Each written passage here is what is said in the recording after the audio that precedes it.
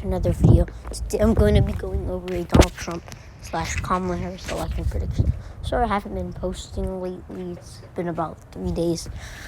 Just been very busy preparing for Easter weekend. Happy Easter to everybody watching this video.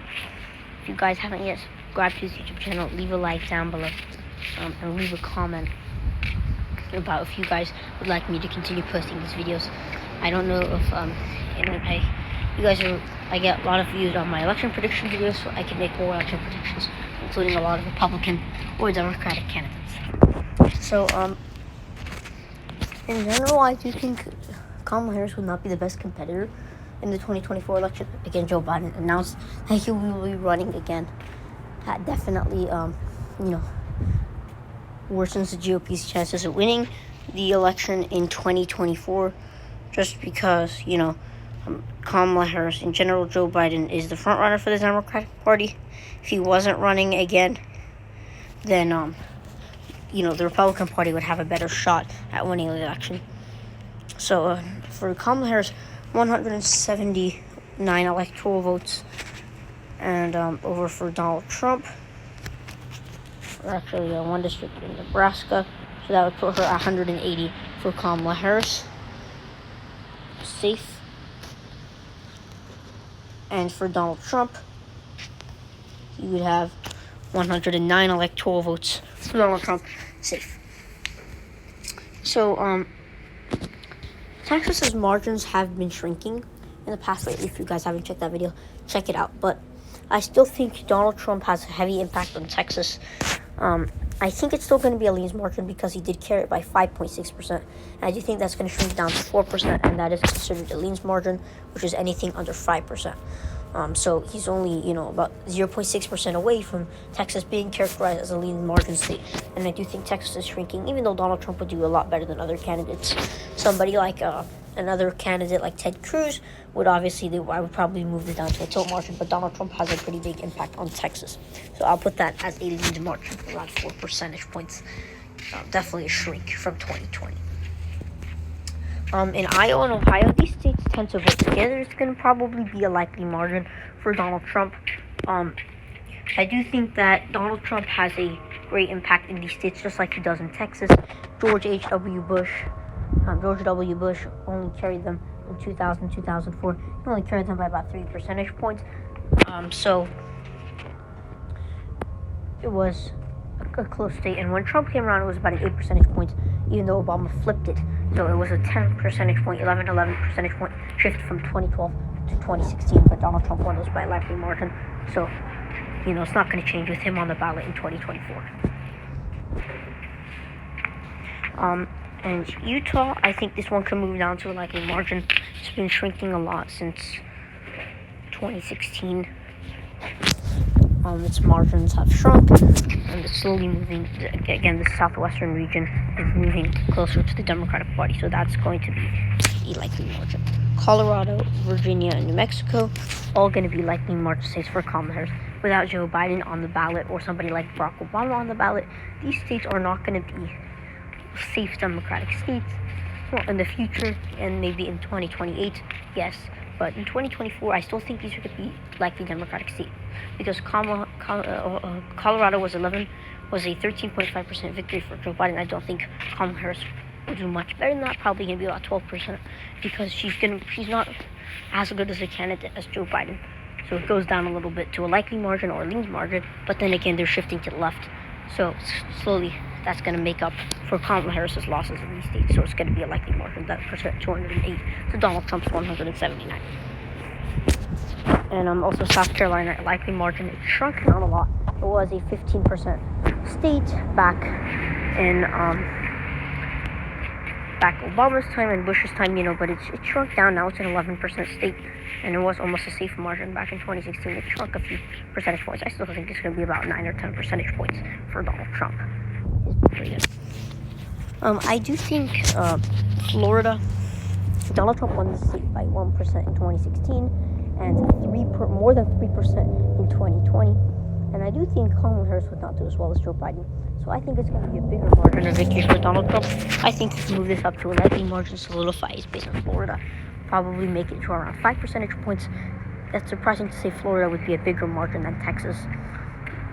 Because just Kamala Harris doesn't do as well in the southeastern region like Miami-Dade County, just depending on how well she does there. But she's usually not going to do better because Joe Biden did pretty outstanding, not compared to Hillary Clinton. He lost her by 10% compared to Hillary Clinton. But I do think even though Kamala Harris is going to do worse than him, Trump might be able to flip Miami-Dade County, a very Democratic county, back in 2024.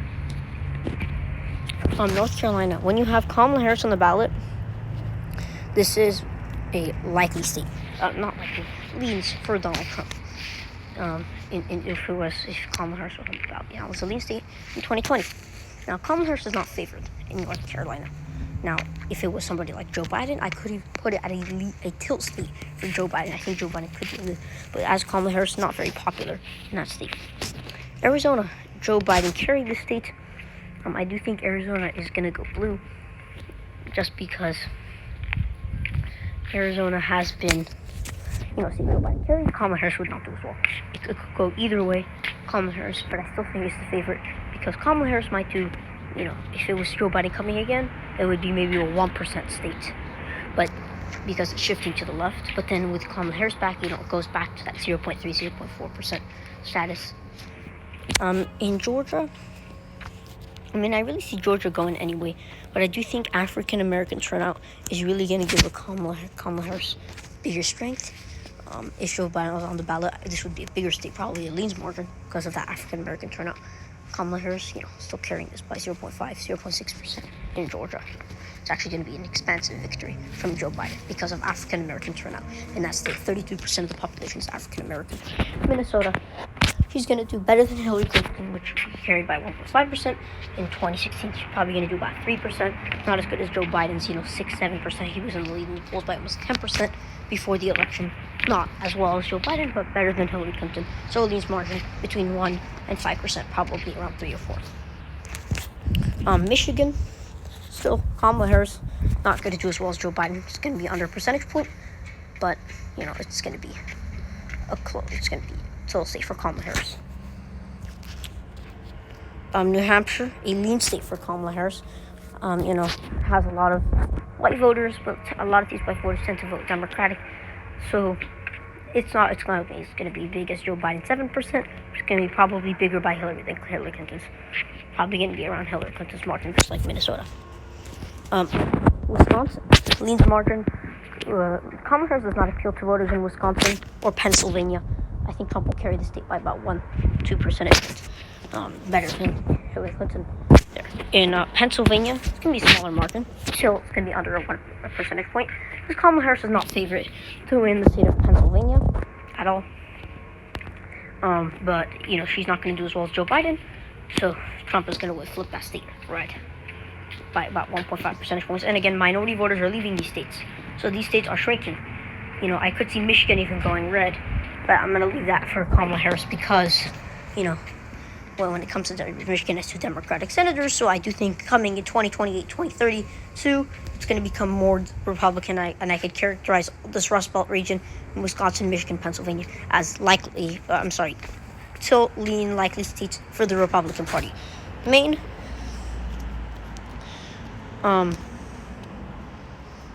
Kamala Harris, she does pretty well throughout Maine. She's going to win the state and one of the districts. Trump is going to carry the other by a likely margin. So that just leaves us at the state of Nevada, 265 for Donald Trump, 267 for Harris. I think, because of Carson City, he does really well in Carson City, and Joe Biden already carried Reno by about 3 percentage points. Reno, Washoe County. I think Donald Trump can flip the state back because it's going to be under a percentage point because Washoe County votes Democratic, but it could become a lot closer. Why do I think it become a lot closer? Because it was a close for Joe Biden, and Donald Trump was only behind a bit. If he would have flipped Washoe County, he would have won the state of Nevada. And because Kamala Harris is not doing as well as Joe Biden when it comes to Latinos, I do think Donald Trump can bring the state red. So thank you guys for enjoying this video. This is where it stands. Donald Trump 271, Kamala Harris 267. A very close race, but I do think Donald Trump will win this election. I don't think Kamala Harris should be the front runner for the Democratic Party, and neither do I think, if because the Democratic Party is bringing back Joe Biden, most likely, then I don't think the Republican Party should choose Donald Trump. If Joe Biden was not running, then I do think Kamala Harris would not be a good candidate, but Joe Biden is running. So this is, not a scenario that I would picture to see in the 2024 election, just because Kamala Harris is most likely not going to be on that presidential ballot, but she's going to be on the vice presidential ballot, and I don't think Donald Trump will be on the presidential ballot either. So comment down below if you guys would like me to make more election predictions and more video ideas. So thank you guys for watching. Subscribe to this YouTube channel, and we'll see you guys in the next video. Peace out.